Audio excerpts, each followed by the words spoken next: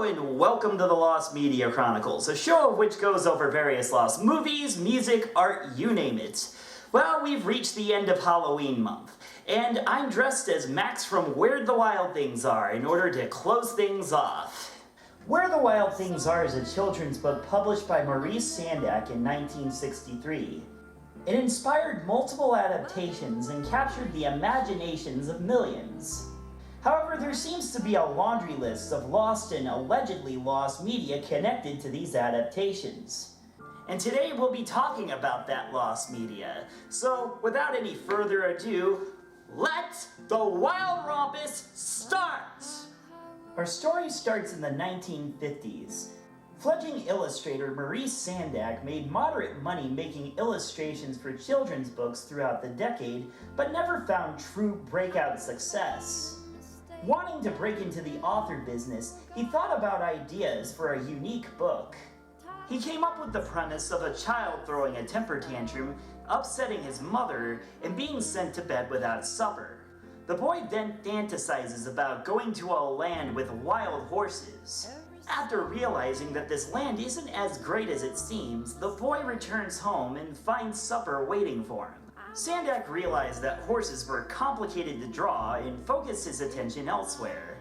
Inspired by strange memories from his own childhood, the wild and crazy faces of his relatives, Sendak decided to create the Wild Things, unique monsters that Max would become king of. Upon its release in 1963, Where the Wild Things Are was met with harsh criticism and was banned from schools and libraries. Parents condemned the work, accusing Sendak of encouraging negative behavior.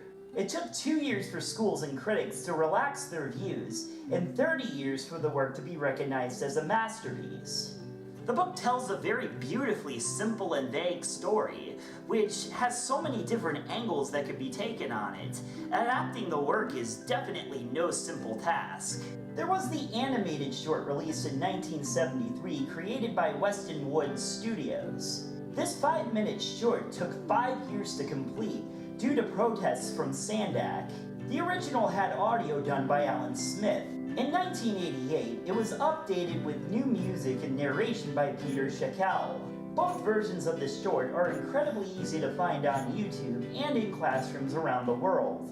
In 1980, Sendak helped produce an opera based off of Where the Wild Things Are. It held a European performance in 1980, an American performance in 1984, and had scattered performances, with the most recent being in 2011. The opera was met with critical praise, but it's said to be difficult, not to mention expensive, hence its scant performances. For a while, I thought there was no footage of this opera, but you can find some footage on YouTube, and there was a DVD release in the 2000s with the full opera. And now, finally, we get to talk about some of the lost media connected to this book. First, we have Disney's attempt at adapting the book.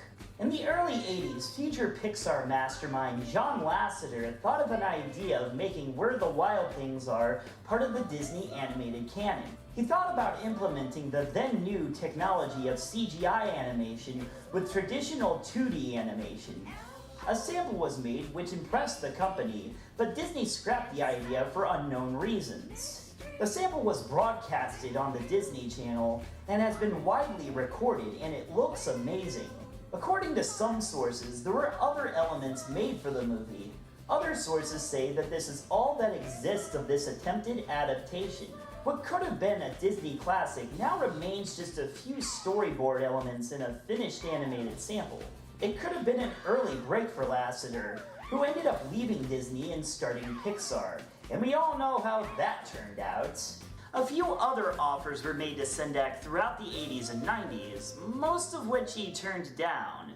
Only a few drafts of scripts have allegedly leaked online, but my searches had turned up nothing. In 2001, Universal Pictures obtained the rights to the book to make an all-CGI animated film. Sendak was probably impressed with the Lasseter effort and felt that CGI was the route to go. Production issues came, and as elements of the film were made, Universal started running into issues with trying to make sense out of what was being made. The book is so short, it required creative expansion, which proved to be a headache for the studio. They decided to tackle it as a live-action film, but further production troubles arose. All that remains of Universal's attempt is an alleged teaser trailer shown before How the Grinch Stole Christmas in 2000, which is strange because Universal allegedly acquired the rights in 2001, not the year before.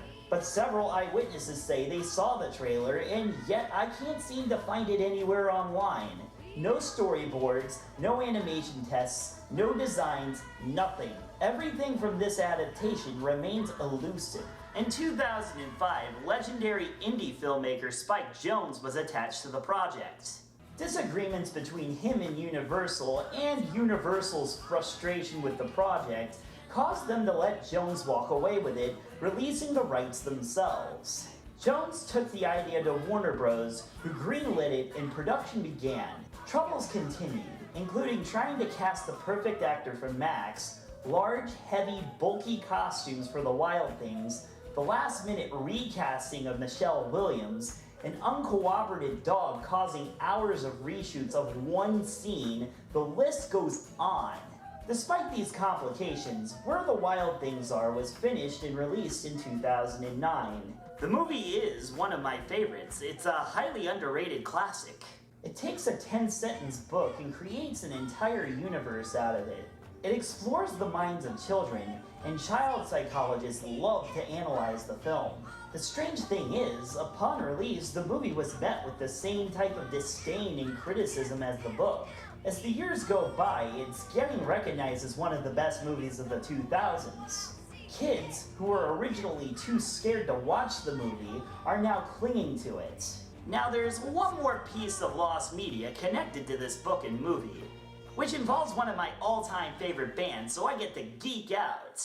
When the trailer for the movie premiered in 2009, it featured an acoustic version of Wake Up by indie band Arcade Fire.